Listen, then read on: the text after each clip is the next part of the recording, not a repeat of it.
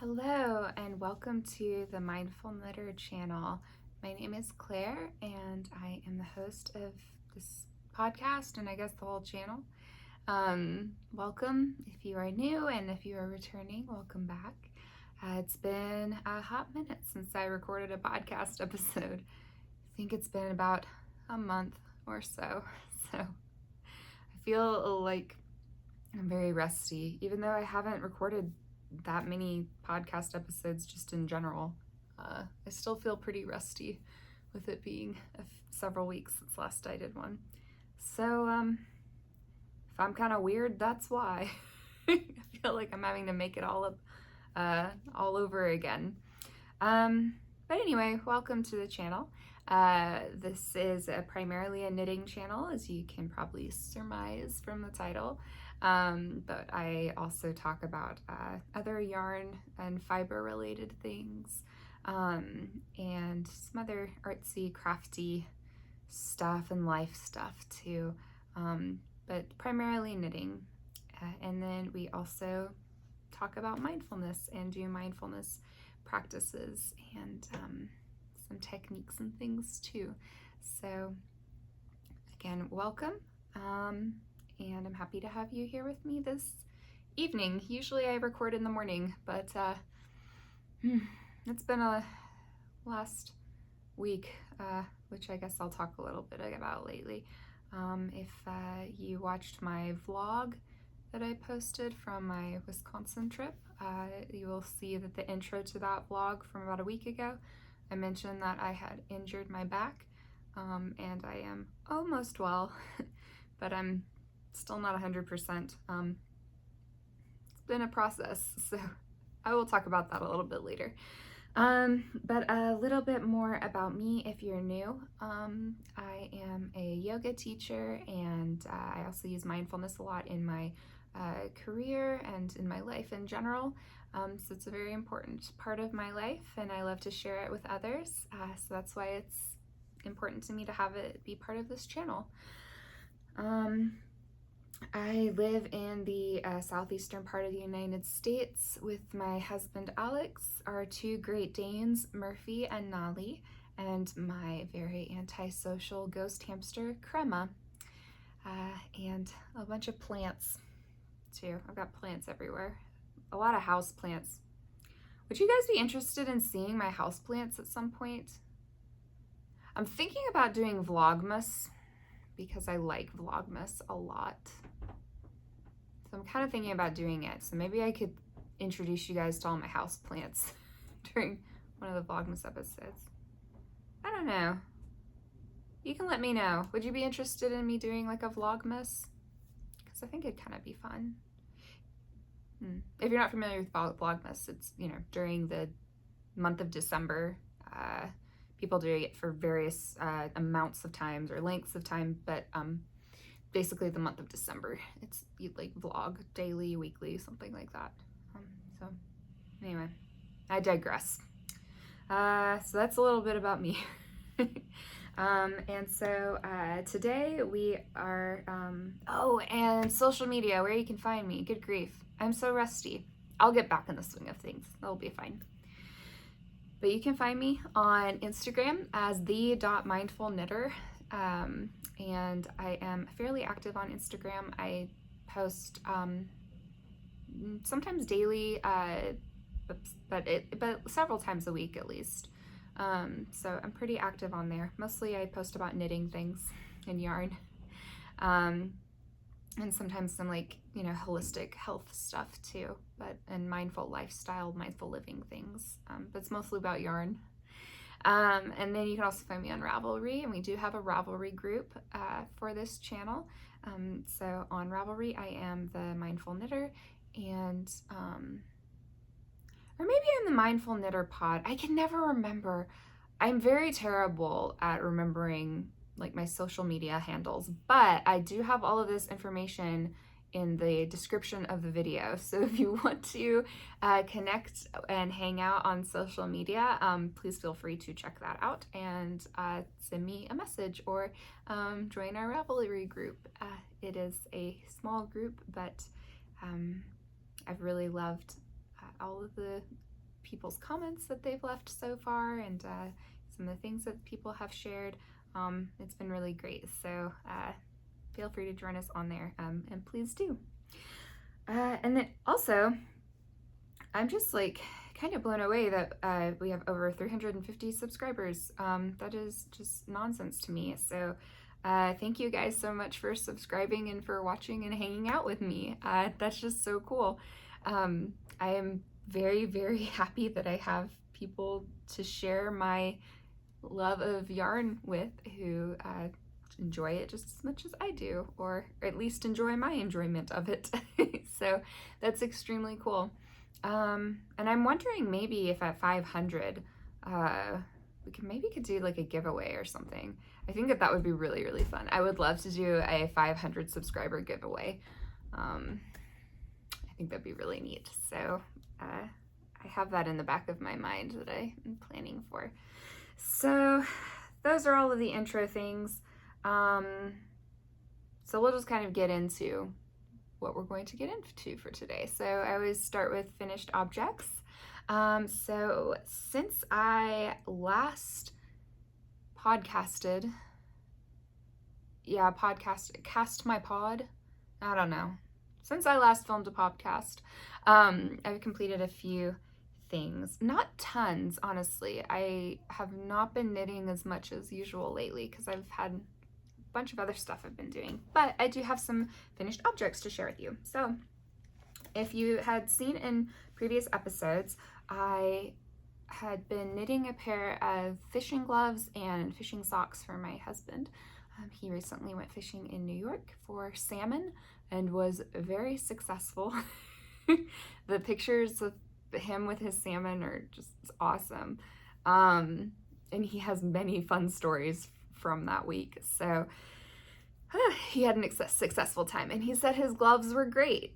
So yay! If you're interested in seeing the socks, or not the socks, the gloves that I knit for him, those are on episode 4. I think this is episode 5. So the last episode of the podcast, I showed those, and I did make them up because he had something he kind of wanted, and I just kind of like went with it. So I also knit him some socks. So these are the socks that I knit him. I'm very happy about them. This yarn is beautiful. It's Nanette Wake Studio. If you've been watching for a bit, you will know that I am obsessed with her yarn. It's just, her colors are beautiful. The yarn is soft. It's just, I can't say enough good things about it. It's my favorite sock yarn right now. So this is her I think olive drab colorway.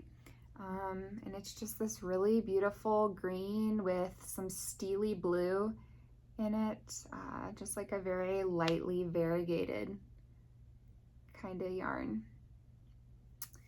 And I used Crazy Sock Lady's vanilla sock kind of, I guess, recipe. She has a tutorial on her YouTube channel that's great. It's their vanilla socks on DPNs, and these are knit cuff down. The only thing I changed really from that, well, I actually changed a few. I'm using that recipe and kind of tweaking it as I go. So I do a 2x2 rib. She has a 1x1 in that pattern. And then I knit these on 1.5 US 1.5 DPNs. This was the medium size according to her pattern. One thing that I've been noticing with my socks, and Alex has been noticing the same thing, is around the ankle area, it gets really baggy really quickly. So what I experimented with these socks, and then I experimented on them again with another pair for me, and it seems to be working well so far, is I narrow the ankle. So I don't know if you may be able to see it better on this one, maybe. I don't know if you can. Maybe. You can kind of see it. But I decrease. Like for these 10 rows, I decrease by, can't remember if I decreased by 2 or 4 stitches, but it was either 2 or 4 stitches, just to make it a little narrower right at the ankle. And then I also kept that decrease going for the heel flap,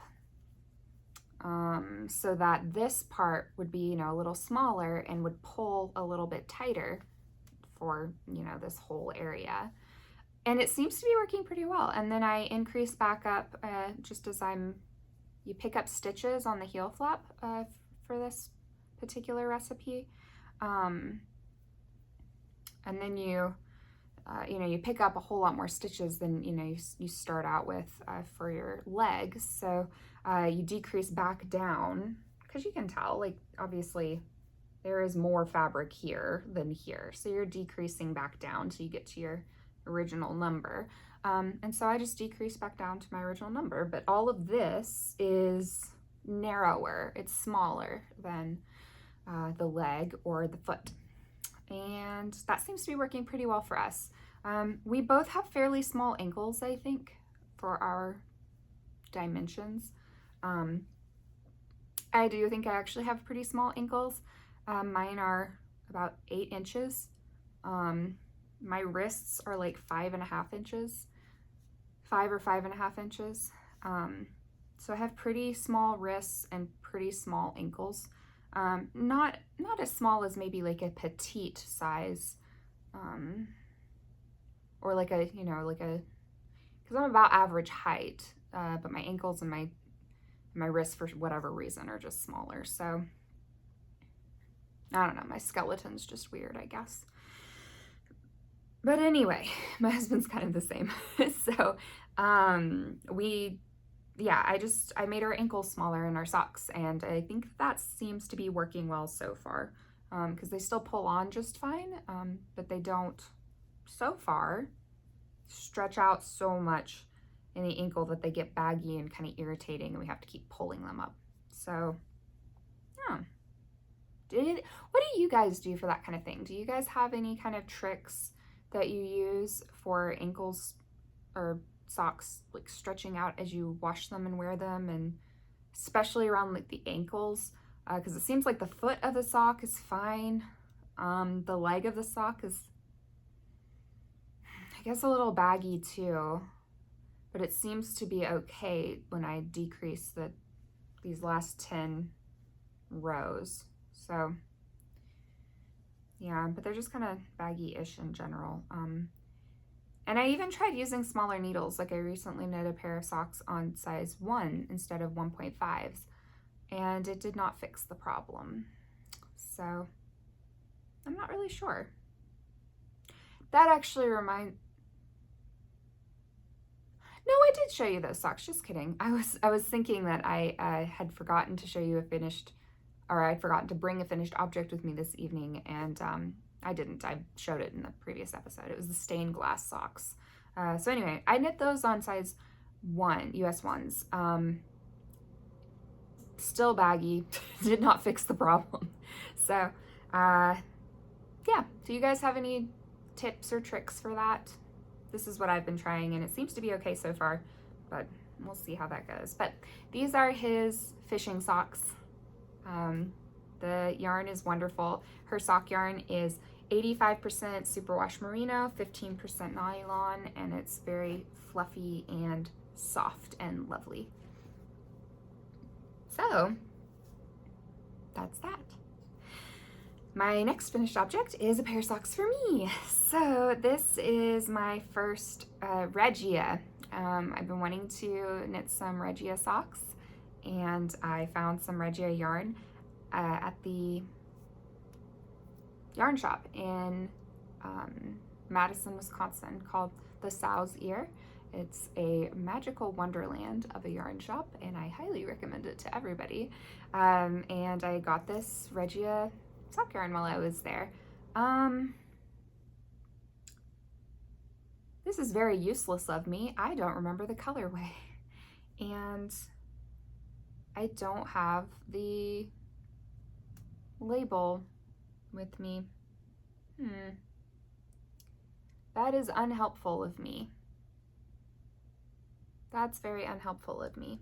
I'll try to get that information for you guys. I'm sorry about that. Yeah, I should be better. I'll be better in the future.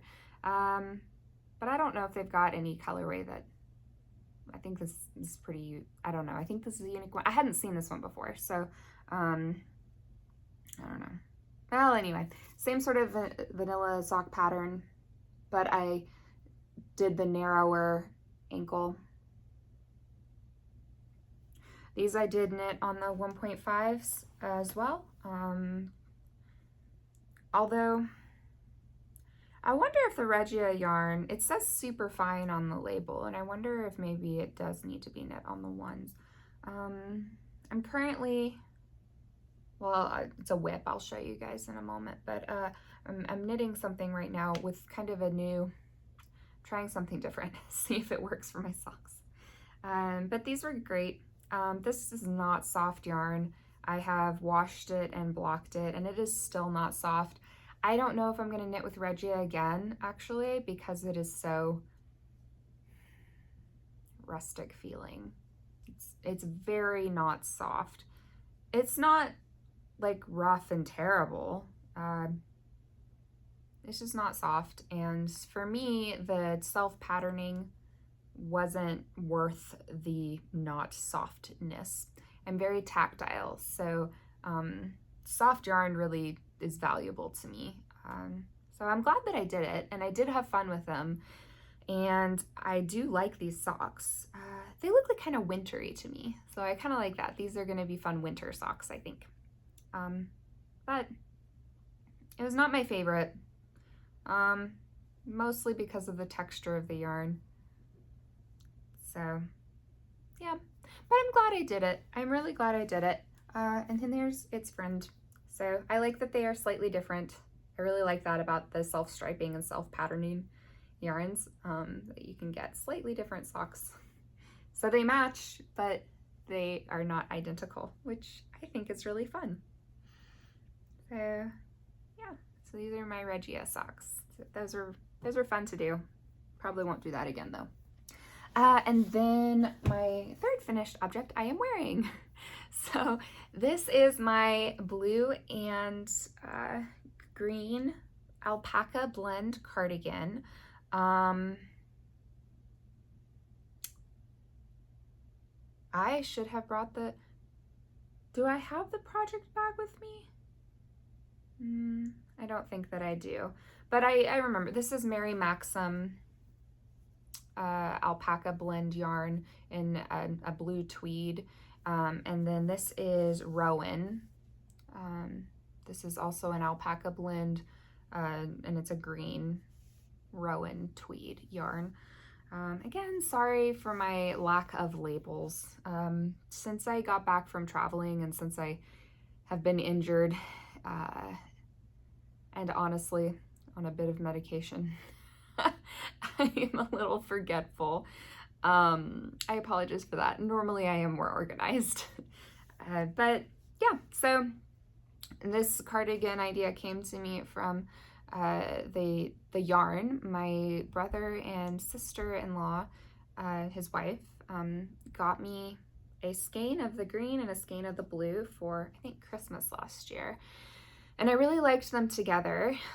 So I wanted to do something with them together. I didn't want to split those two yarns up, and I was thinking to myself, I don't have a tweed cardigan, and that seems like a good thing to have in one's wardrobe.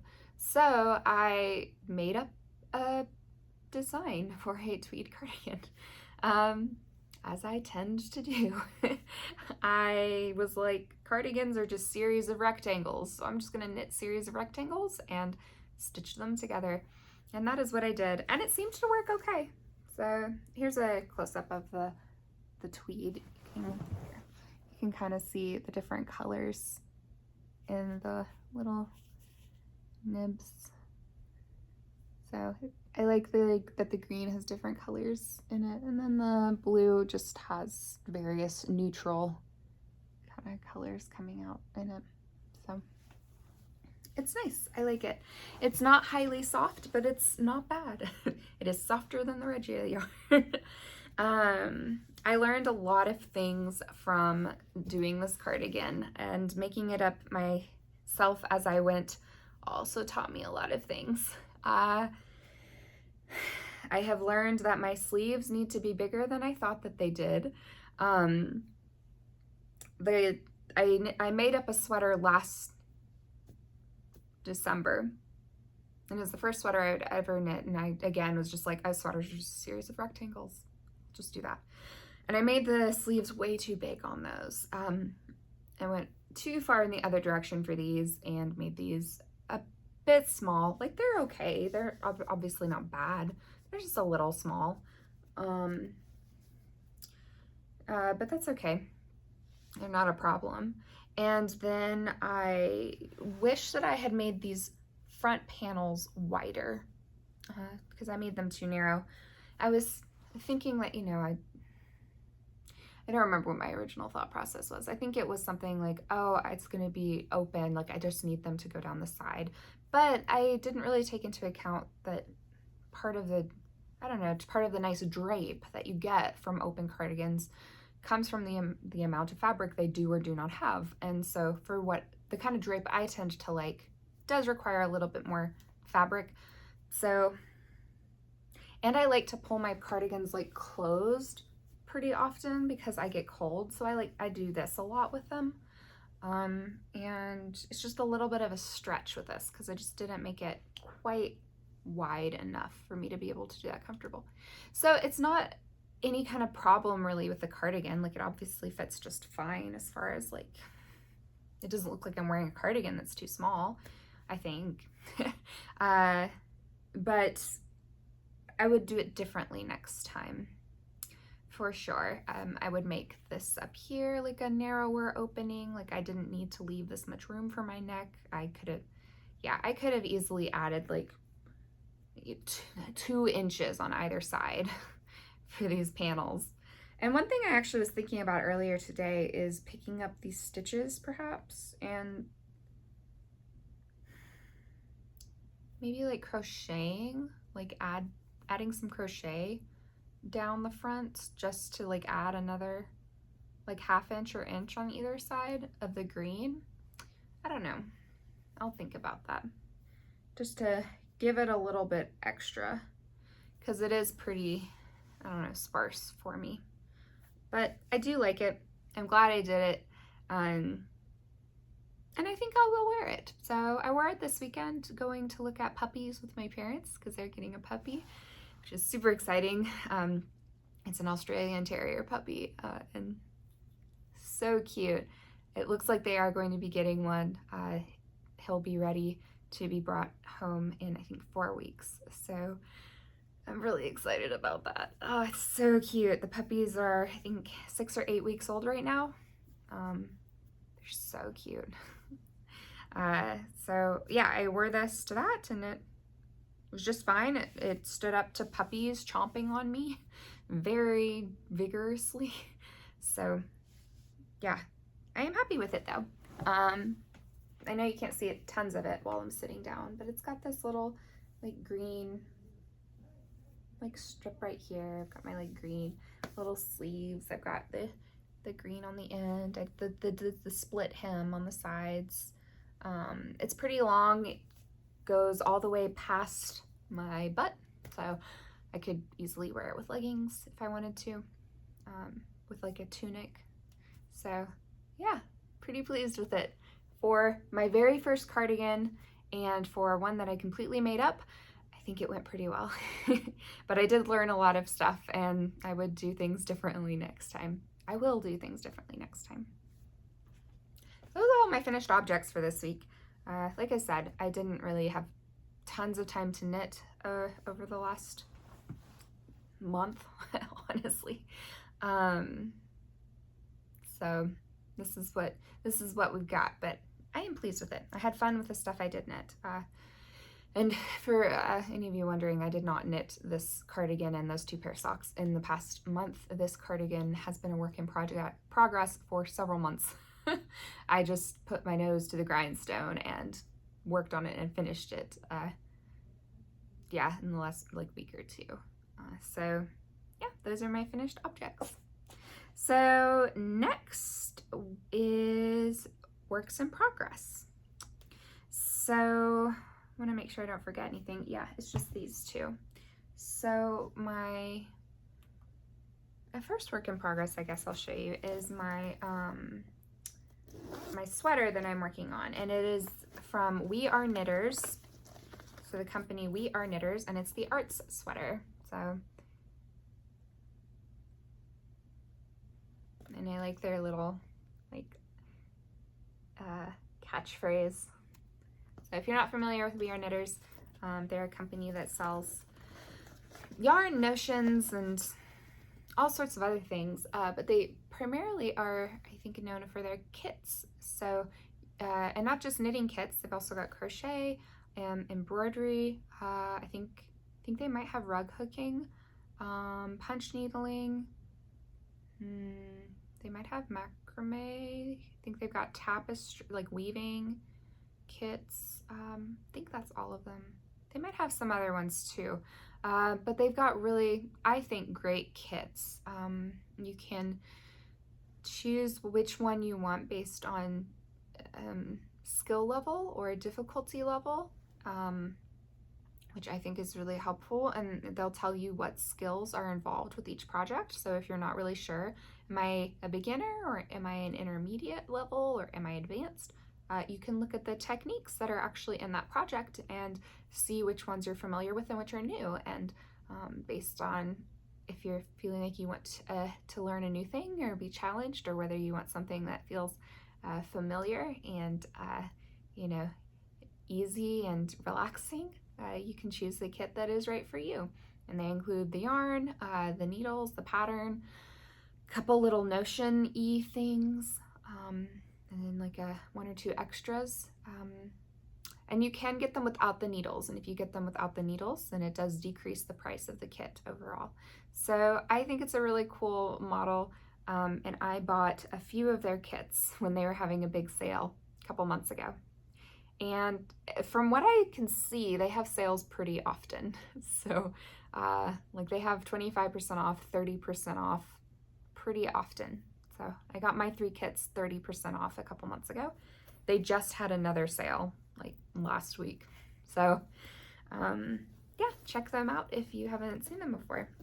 So the Arts sweater, I am on my last sleeve. So this sweater is knit flat and in sections, and then you seam them all together. So I've knit the front and the back panel and then one of the sleeves, and I am on the second sleeve, and I am almost done. So this is in their petite wool in the spotted mauve colorway. I'm not entirely sure why it's called spotted mauve. As you can see, it's a pretty solid color.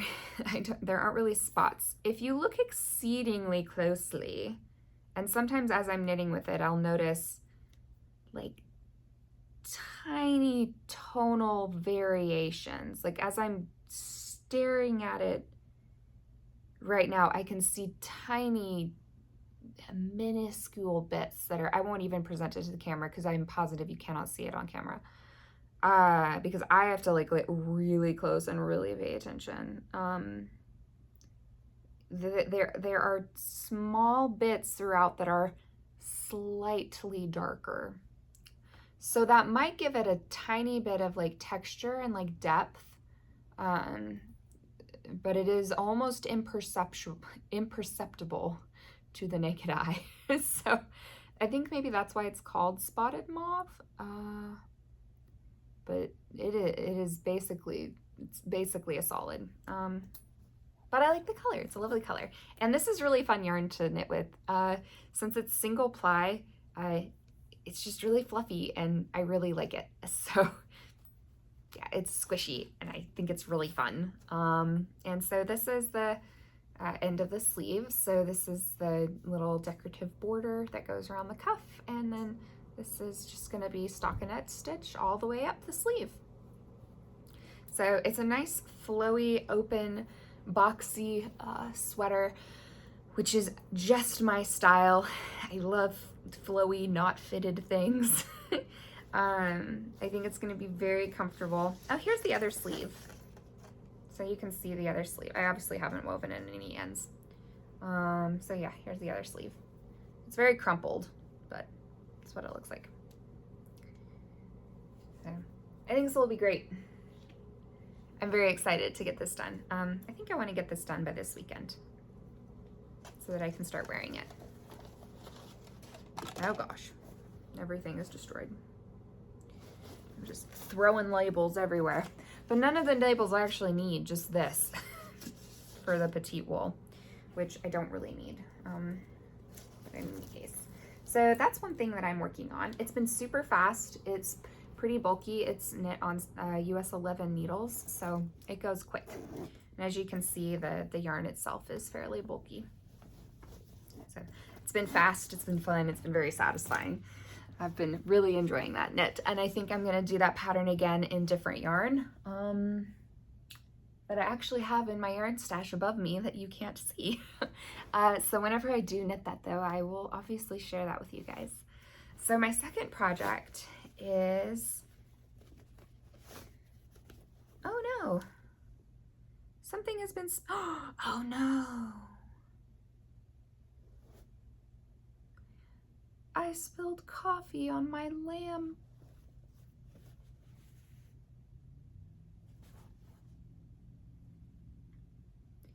I'm so sad. I spilled coffee on my sheep project bag. I just spilled this coffee on it tonight. I know what happened. I put my coffee cup in my bag as I was leaving work, and my project bag was in my briefcase. It's not a real briefcase. It's more like a gigantic tote. It's leather, but it's not really a briefcase. Anyway, I must have had like a tiny bit of coffee still in the coffee cup that got on my project bag. Okay, so I guess I will treat this with stain remover right after this episode and wash this on a delicate, like a hand wash cycle, and hope for the best. Send me your well wishes and positive cleaning vibes, please, because I just got this project bag just a month or two ago, and I really love it, so I hope I've not destroyed it with my carelessness. If you're curious, this is from Simply Pretty Bags on Etsy, and it's got a newspaper print liner. She's got very cute bags on there. Okay, I won't dwell on my sadness. I will try to wash it, and it'll either be fixed or it won't. So, and lesson learned with my coffee. I need to be more careful with it. Okay, so these socks are knit on Nanette Wake Studio yarn, obviously.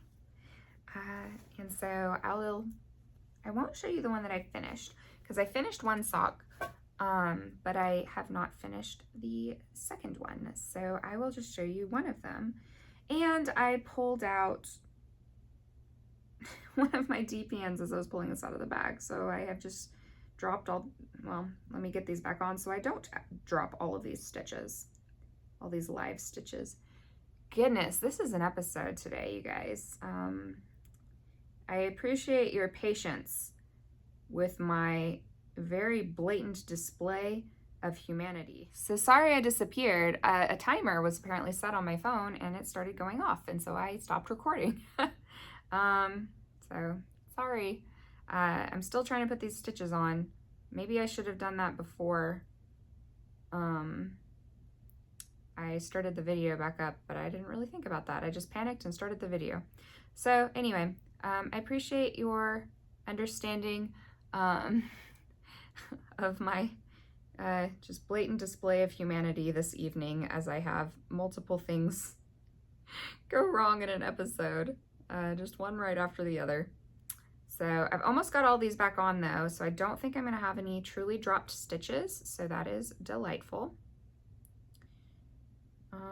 Yeah, so anyway, I'm knitting these on, well, actually I will tell you about the DPNs in just a moment, because I had an interesting conundrum, and then I had an interesting solution, I guess. It's turning into like an experiment to kind of see what happens. I feel like I am constantly just experimenting with my knitting, and I'm like, I'm gonna try this and see what happens. Do other people do that, or do you like very like rigidly follow your plan and you do not deviate from your plan? How many of you guys like experiment a whole lot versus like you've got your plan, this is the pattern, this is what I'm doing, and I like stick with it, and I do not stray from it. I'm curious to see just what 1, 2, 3, 4, 6, 7, 8, 9, 10, 14. Okay, good. I didn't drop any stitches. This guy's turning into a split stitch though, so I need to get him back on there all the way. Haha, I saved him. Okay, so Nanette Wick Studio yarn.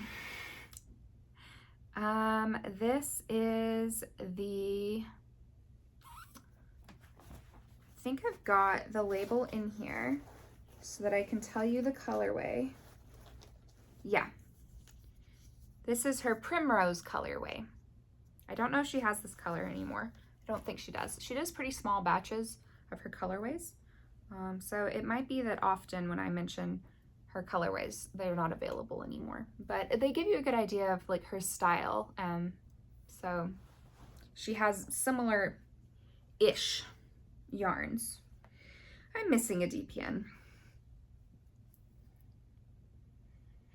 Goodness, I misplaced a DPN, but actually and I just pulled an earring out of my ear. Oh my goodness, what is happening? Ah. Okay, so let me get this back in. So what happened, this segues perfectly though. So I was casting on these socks because I hadn't knit a pair of socks. Well, I guess I knit the Regia socks, but I hadn't knit a pair of socks for myself on yarn that I really enjoyed in a few weeks. So I really wanted to cast on a pair, but I wanted to try on size US 1 DPNs because, like I said, my socks oh, I found it. It's right here. Ha!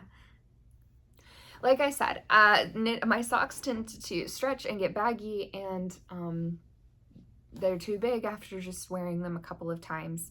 So I wanted to try knitting them on size 1 instead of 1.5 and see if that would help. I have apparently lost one of my size 1 US 1 DPNs. I have no idea where it could have gone. I've searched in all of my project bags.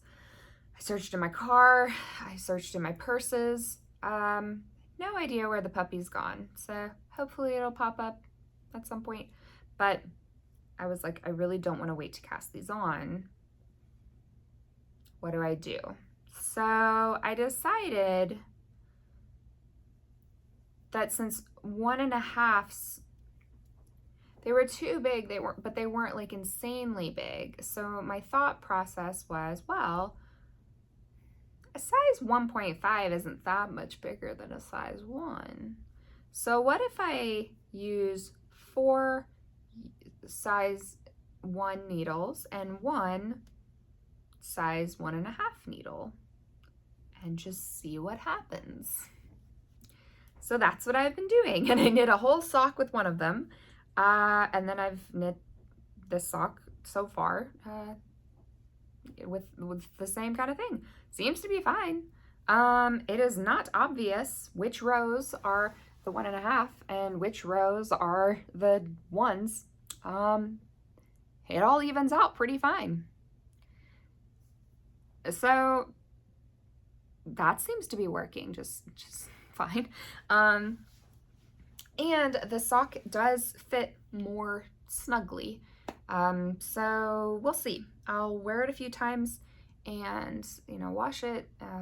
I'll let you guys know if the size 1 plus 1 needle that's 1.5, if that works better. I'm not doing my decrease for the narrower heel or ankle on these because I figure they're already going to be significantly smaller because I'm using a smaller size needle.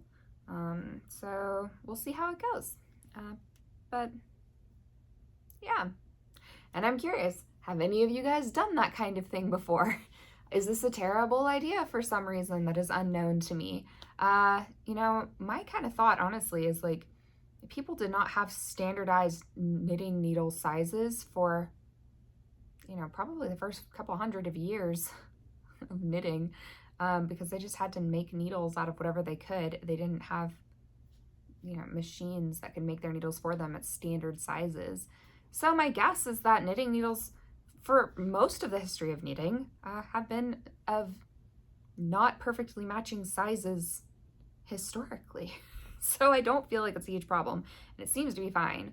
But yeah, I'm curious. Have any of you guys done that? And I'm wondering if this might fix my problem. Like if I just use, you know, a few needles of 1 and a few needles of 1.5s, then maybe that like helps me strike to on like the perfect size for me. And then I might still narrow at the ankle because I have little dainty baby ankles apparently.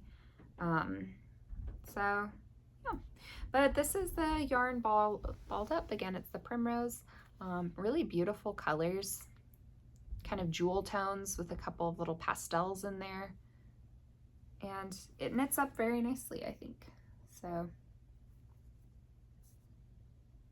yeah, and I did a contrast heel and toe. I won't show you my finished sock because I'll wait to show you the finished pair of socks next time. But my contrast heel and toe is this yarn that I dyed using Kool-Aid. So I kind of like them together. This is kind of washing out on camera. It's not quite that light in person. I wonder if it's a little better. Yeah, that's more accurate. Yeah, so these two I kind of like together because this knit up has like so many colors in it. I really wanted to have like a toned down toe and heel, just so that they weren't like colors everywhere.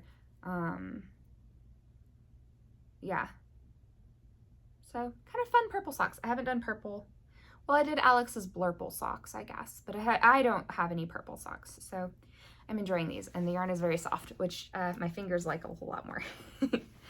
So yeah, that is that pair of socks that I am working on, which brings me to acquisitions. So because I was missing a DPN, I was sort of panicked, and I'm noticing I need to water my plant.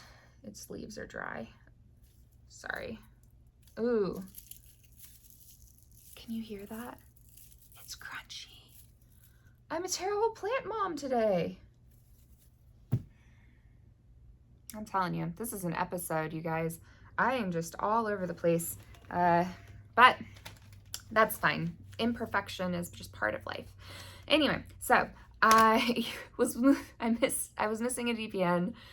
I've never lost a knitting needle before, and so I kind of like panic bought another set of DPNs. So this is the set that I bought. I've been kind of eyeing them for a while. I ended up not using any of these from the set because I ended up doing my solution of just use one of a different size and see what happens, and it seems to be fine.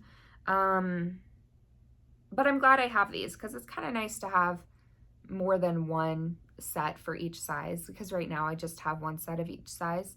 So if I ever wanted to knit 2 socks concurrently, or if I just wanted to have more than one pair of socks going at the same time, now I have more DPNs, so I can do that. These are the Knit Picks Mosaic Wood needles. They're the 5-inch DPNs from size 0 to 3, and I love them. I'll open the package so you can see, and I'll pull them up a little bit so you can see out of the plastic what the wood looks like. Aren't those pretty? They're so pretty. I don't think you can tell on camera great, but there's like kind of a depth and texture with the wood and like a lustrousness so that when you like turn them around in the light, you can see the grain of the wood kind of showing up really beautifully, and there's just so many layers to the texture and the color. I really love them.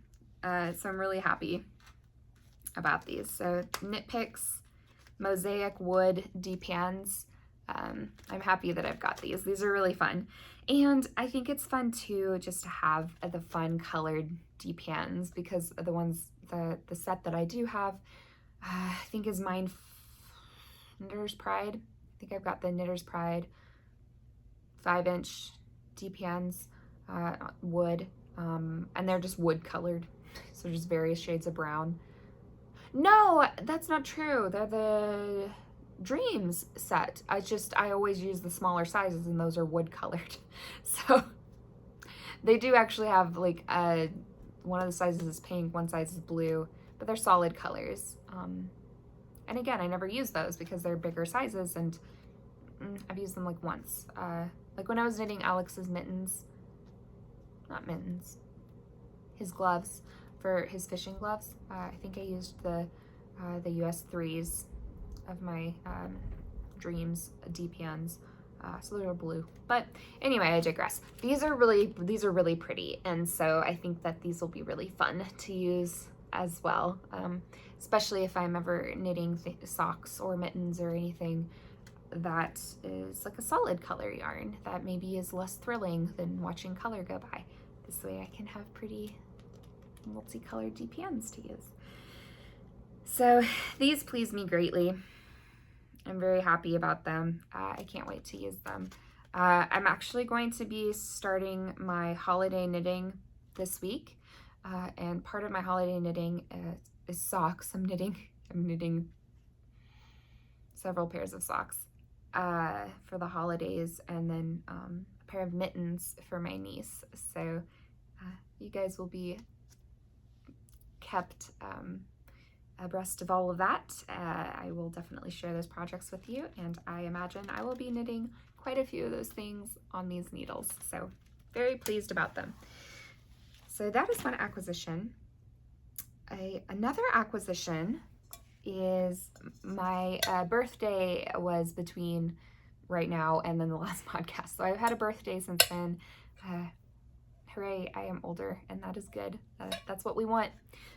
So I did get a couple of presents for my birthday. I honestly didn't get tons of knitting presents for my birthday, partially because my mom and I talked about this in a previous episode, but we went to a yarn shop a couple months ago and basically got all of my Christmas presents while we were there. So she's holding on to those for Christmas for me.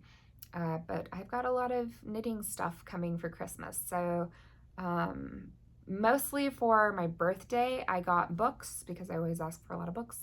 And I got some painting supplies. I do watercolor. I dabble in watercolor, I should say. I'm very new to it. I just started watercolor painting this summer, but I really like it. It's a very like relaxing, mindful sort of practice for me. So I'm not like a serious watercolorist.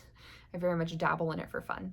But anyway, so I got some painting supplies, and then I got several things for dance. So I'm also a dancer. I perform regularly. So I'm with a studio locally, and we get hired for things pretty regularly. So we've got some studio performances and things too, but mostly what I do at this point in my dance career, I guess, is hired gigs. So yeah, I got some new costuming pieces and some props and stuff for dance, which is very exciting. If this was a dance channel, I would just blow it up with oh my goodness. If you guys are interested in me sharing any of my dance life, I'm always happy to do that too, because I am all about it. I can get just as fired up about dance as I can about yarn. So anyway, digression. So one of my acquisitions was a birthday present from my baby brother. My baby brother is 20, how old am I? He's 28. But yeah, he's my little brother. Is he 27? No, he's 28. Wow. We are all getting older. Amazing. So cool. I feel like a real adult. So anyway, he got me this.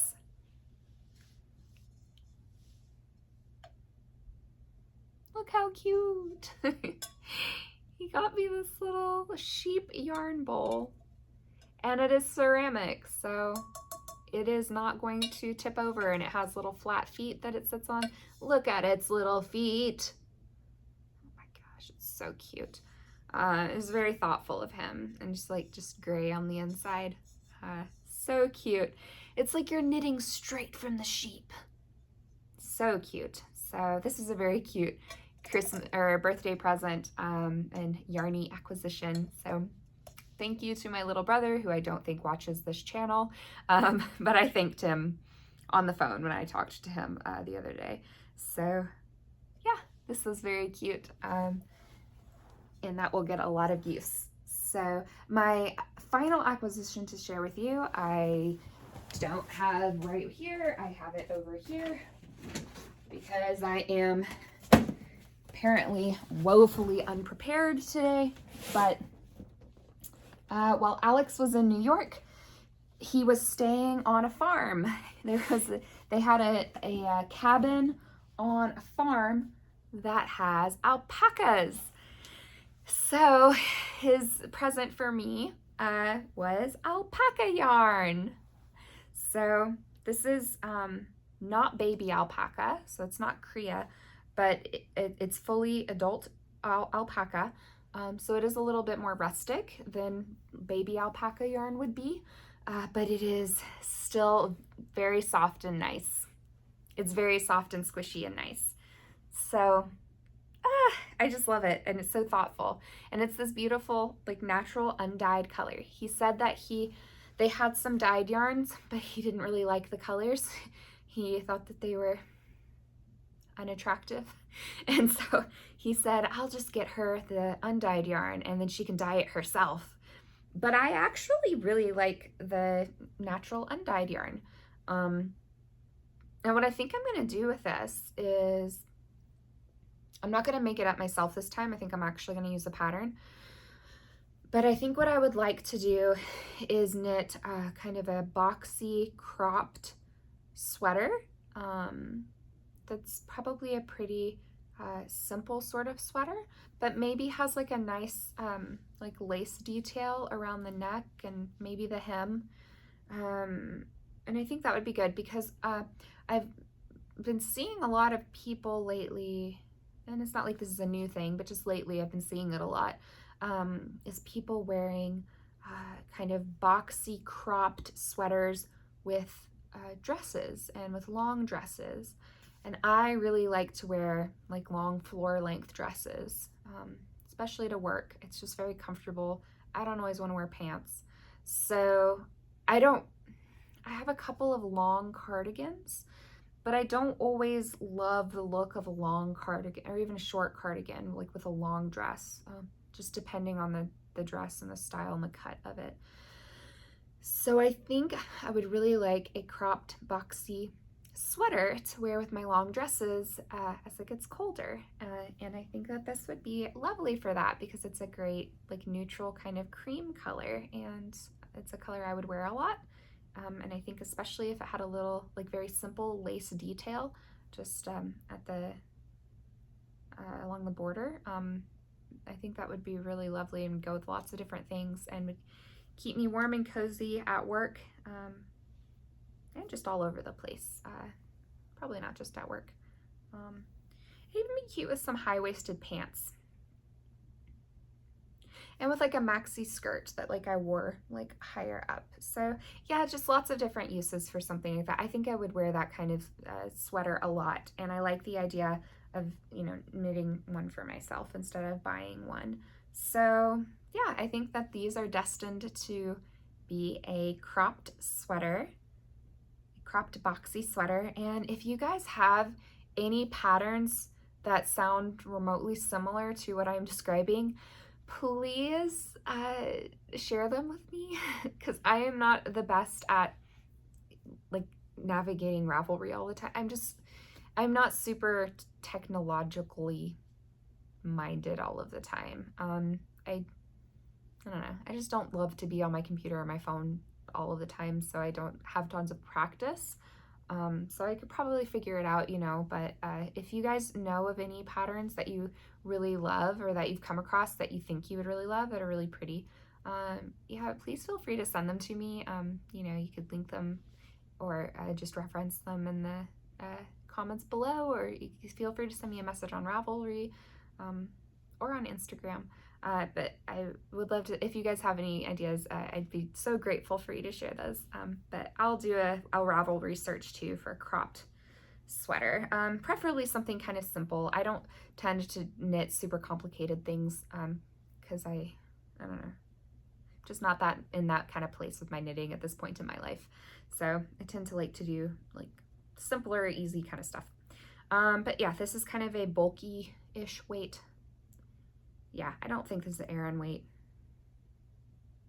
I think it's like a bulky kind of weight. I should run it through my gauge finder to see like what weight this is, but it is definitely thicker than a DPN, but it's not like a chunky weight. So I would say it's solidly like bulky. Yeah, that was super, super thoughtful and sweet of him. And I'm very grateful that he got these for me. It was very, very thoughtful. I got him a ton of cheese from Wisconsin and some fun like bourbon gummies, like bourbon gummy bears that I found that were fancy. So yeah, so those are my acquisitions. I actually did get another acquisition too that I am going to share with you guys, but not quite yet. It is something I'm so excited about. It was a birthday present. It was actually a combined birthday and Christmas present because it was kind of a big present. My mother-in-law got it for me. And I am really excited about it. It might get its own episode or its own video because I'm really excited. But it's not ready to show you guys. So I don't want to give too much away. But that is coming. I will be sharing that with you guys very soon. And I have boundless excitement about it. I cannot express my gratitude for the very thoughtful and generous gift. But I am going to share that with you guys soon. So be looking out for that mystery acquisition coming up. So, alrighty. We've got, this is turning into a longer episode than I thought it was, just like it always does. So those are all of the works going on right now. And I've already got in mind a few things to cast on when I'm done with these whips. I think I'm going to cast on the mittens for my niece. And then I think I'm going to cast on a pair of socks for my sister-in-law, one of my sisters-in-law. Those are two things I'm pretty sure I'm going to be casting on this weekend when I finish up these two. I'm a pretty monogamous knitter, if you can't tell. I tend to work on 1 to 3 projects at a time. It kind of drives me nuts if I've got more than 3 projects going at the same time. I don't like languishing projects. Like I want them done. It gives me anxiety. If I like legitimate anxiety without exaggeration. If I've got too many, I kind of obsessively think about it and I can't, and it makes me feel terrible all day. It just stays, anyway, it's a whole big ordeal. So I can't have more than 3 projects at any given time. And sometimes I can't handle more than 1 because it just stresses me out to think that I've got unfinished stuff on my needles. So, I know that about myself, and so I just knit accordingly. I do practice, in mindful awareness around that, because I am self-aware, and I recognize that that is a very unnecessary thing to have anxiety about. So I do practice a lot of, I have some practices and techniques that I do like use around things that are causing me anxiety that really don't have to. So and maybe sometime I'll share those kinds of things with you, guys, if you guys would find that helpful. But anyway, another digression. So our little knitting interest segment. So this sort of segment of the podcast differs from week to week. Sometimes it is just directly knitting related, and other times it's kind of just my life, where knitting was sort of tangentially involved, which is, I suppose, sort of how it is this week. So I injured my back last week, or I guess the week before last, pretty significantly. I was on bed rest for over a week, and it was pretty bad. By the time I went to urgent care on Monday last week, 2 nurses were needed to help me walk and to get me on and off the table, and because my back was just completely done. The muscle spasms were so bad that I didn't really have much range of motion, and the pain was so bad that at times I'd have flashes of pain that would make me very dizzy, and my vision would kind of like gray a little bit, and it was very bad. The pain was reminiscent of when I broke my leg a few years ago. It was just constant. So I've had a series of injections and several different types of medication, and then of course bed rest, and I am doing better. I couldn't go to work at all last week. I worked from home, but I had to cancel some of my meetings and things that I had because they couldn't be done online, and it was a whole big ordeal. So I had a little bit of a rough week last week.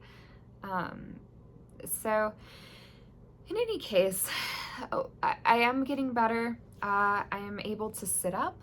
I've been sitting up for a while. You saw how nimbly I was able to leave my chair. So I am not 100% yet. I still do have pain, and I still have to be careful about how I'm moving.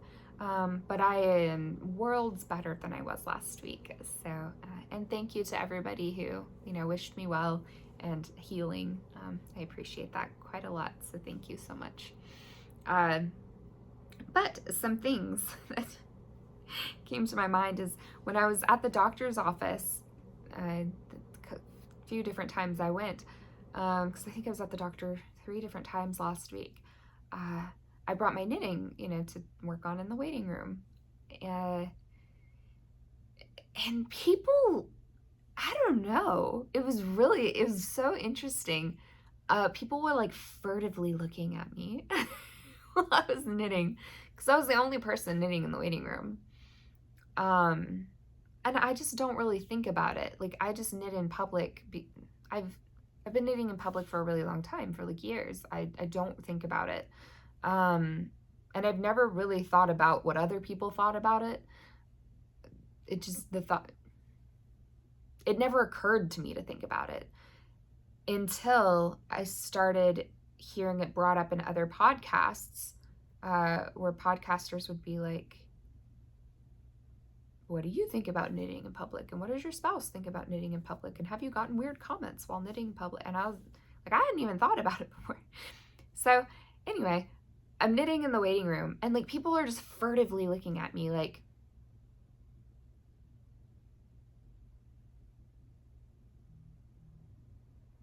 and I'm like, what are they thinking? Like, are they interested? Is this, mildly entertaining for them as they're sitting in the boring waiting room? Are they judging me? Do they think it's fun? Do they knit? And are they contemplating talking to me, but they don't want to talk to a stranger and they feel awkward, and maybe they want to say something, but they're not? Maybe they're wishing they brought their own knitting and thinking, why didn't I think about that? Or what is she doing? That's an at-home hobby. Why is she bringing that out in public?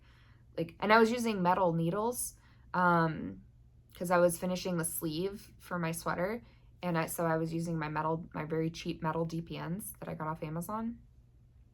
So they were clicking. And in a couple of the waiting rooms, there's no TV on or anything, so it's just silence. So it's just all you can hear is the clicking of my knitting needles. So I'm just sitting there like half paralyzed in immense pain, and it was great though. Like the knitting really helped with the pain a lot. Like it helped take my mind off of it. It gave me something else to focus on that was productive and enjoyable and colorful and lovely. And it gave me something tactile to feel that was really like pleasant instead of just feeling pain. So it was a comforting, lovely thing, and I'm very grateful for while I was dealing with that last week. But anyway, that's another thing. So I just thought I'd share that with you. The kind of, I don't know, existential moment that I had in the waiting room. I knitted anyway, and I mean, I figure if they're judging me, they're judging me. That's not my problem. Yeah, it was just interesting. And like I'd be knitting in the doctor's like the room, like the oh, what do you call it? I don't know. They take you back to the room in the back. And so I'd be knitting in there waiting for the doctor to come in. And inevitably, every time the doctor would come in, they'd like double take and be like, what is this woman doing? Why isn't she on her phone like a normal person? Anyway, yeah, it was an interesting thing. So I don't know if you guys have any experiences knitting, particularly in the waiting room at doctor's offices or the dentist or, whatever, and what that has been like for you. Be interested to hear. And the other thing that I feel like I should have thought of this earlier, but I feel like I've just made this discovery and it was like a revelation. I can knit laying down, like laying on my back. Of course you can. All you're doing is like, of course you can lay down knitting on your back. But the thought had never occurred to me before all these years. And so the first couple of days I was in bed, I was, getting on my side and kind of trying to prop up, but I could only knit like that for so long because then my back would start spasming and also my arm would start falling asleep. So then I'd have to switch to the other side, and then I'd have to give up for a while and just lay on my back for a bit until my back stopped spasming, and then I'd try to get on my elbow again. And so, because I was like, I have to be propped, I have to be up if I'm going to be knitting. And then like a few days in, it just occurred to me, like, I bet I could just knit laying down on my back. Like, I'm pretty sure I could do that. Just like be propped up slightly with like 2 pillows. So I am just slightly propped up. And I think I could. And I did. I don't know why it took all these years for me to think about that, but it made my life so much easier last week when I, discovered, oh, I can knit like laying on my back. Like I don't have to be up, especially for something, like the arts sweater or like a pair of socks that isn't heavy, because I can, knit it like this. It's not heavy. I'm not like holding something up really. And especially if I have like a pillow on either side of me, keeping my elbows up, like I don't even have to hold up the weight of my arms. It's the laziest way to knit in the world. But if your back ever goes out, it's very useful. It's very useful. So I wanted to share that with the world. You can knit laying down. I don't know why it never occurred to me. Do you guys knit laying down? Have you done that before? Does it work well? Anyway, so fun times. So we come to our mindfulness segment. So with this segment, sometimes I'm just sharing thoughts about mindfulness. Other times I'm sharing like a practice or a technique. This week I wanted to share like a little bit of a mindfulness practice with you guys. So if you want to try this out with your knitting, feel free to pause the video, grab your knitting if you don't already have it, and you can practice this along with me as I'm kind of sharing it with you, prompting, guiding, whatever you want to call it. Or you don't have to do it right now. It's perfectly fine if you don't have to do it right now. And I suppose you can even skip this if you don't care. But this particular technique can be used, or practice can be used in any sort of setting. It's a very commonly taught and used mindfulness practice. It is often used as a grounding practice. And in fact, the most commonly used name for it is 5-4-3-2-1 grounding. And you might already be familiar with this technique.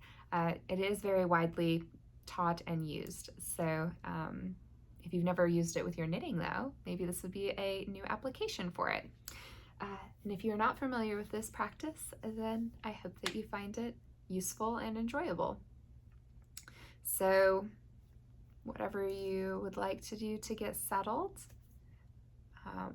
we'll start in just a moment. And again, you can use this in a variety of settings. So you could just use this sitting in, just your space in your room. You could use this outside to kind of absorb the nature around you. Right now it's autumn, so you could use this to maybe really connect with and be mindful of the natural autumnal world all around you.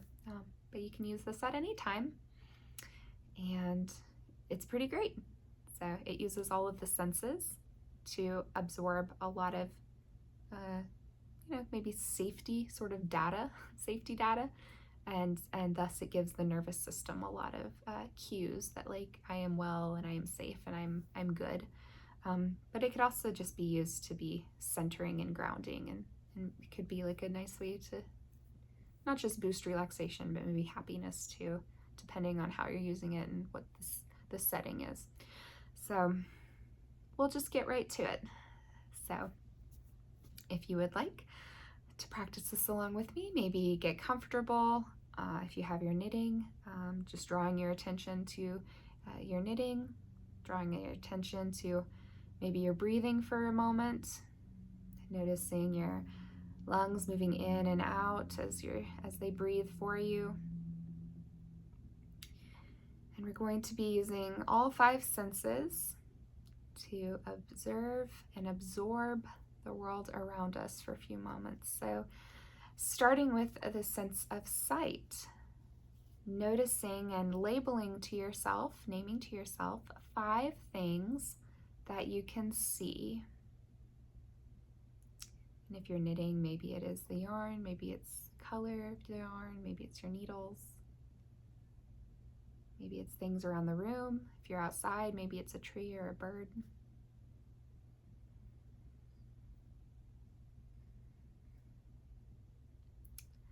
And next, moving to the tactile sense of touch. So noticing and labeling to yourself 4 things that you can feel.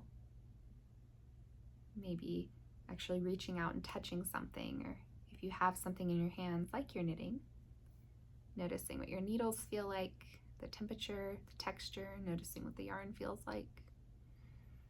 Maybe you notice your sweater on your shoulders.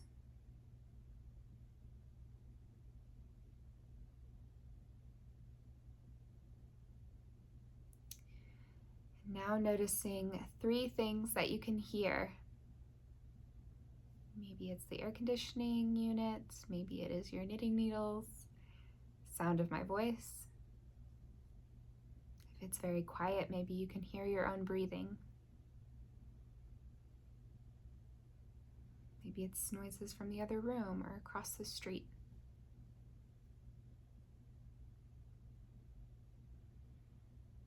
And then noticing and labeling to yourself 2 things that you can smell. If you are knitting, maybe you smell your yarn. Maybe you smell the clothes you're wearing. Maybe you can smell your laundry detergent or deodorant, or maybe there's a candle. Maybe you smell a houseplant next to you that you've never sniffed before. And lastly, noticing 1 thing that you can taste. Maybe you have a snack or maybe a beverage with you. Maybe you can still taste a little bit of the last thing that you ingested. Or maybe you just notice what your mouth tastes like, because that counts too.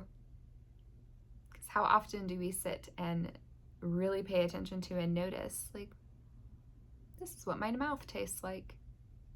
So that counts.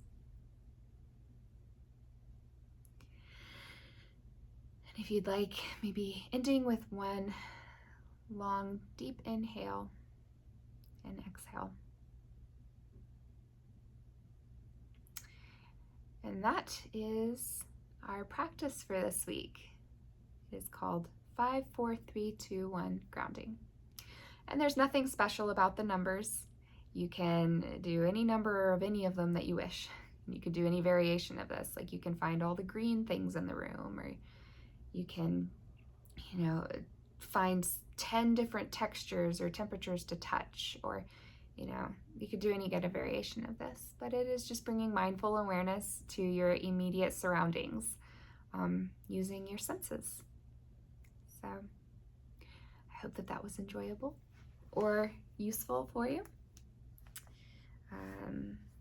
And yeah, so we'll wrap up this week with questions and answers. I don't think I've had any questions to answer. I didn't actually check the Ravelry group to see if I had any questions for this week, so I'll definitely check for next week. I don't have any questions to answer this week, so I'll get right to my questions for you guys. And one of my questions for you guys is, do you think you would like to have the mindfulness practices or the mindfulness segments as separate videos? Because I might just do it anyway. I was thinking about that the other day, that it might be kind of nice to have them as separate videos. They're not very long, so they'd be just, little videos. But I wonder if I might start a playlist on the channel that's just mindfulness. It's a mindfulness playlist. And I could just take the segments out of the videos that, I've already uploaded and, just clip them and, have them as part of the podcast, but then also have them as their own little videos so that you can access them more easily when you just want that practice. Because maybe you want to get to it and use it at another time when you're not watching the entire podcast episode. Maybe that's a more convenient, accessible way to do that. So something you guys would be interested in or would find useful, let me know. I think I'm going to do that. And then the other question that I had was, I guess, kind of random. I was thinking about this the other day, and I'm just curious. Honestly, I'm just curious. There's no real reason for this question. I was just thinking about it. What kind of yarn do you guys tend to use the most, size-wise and material-wise?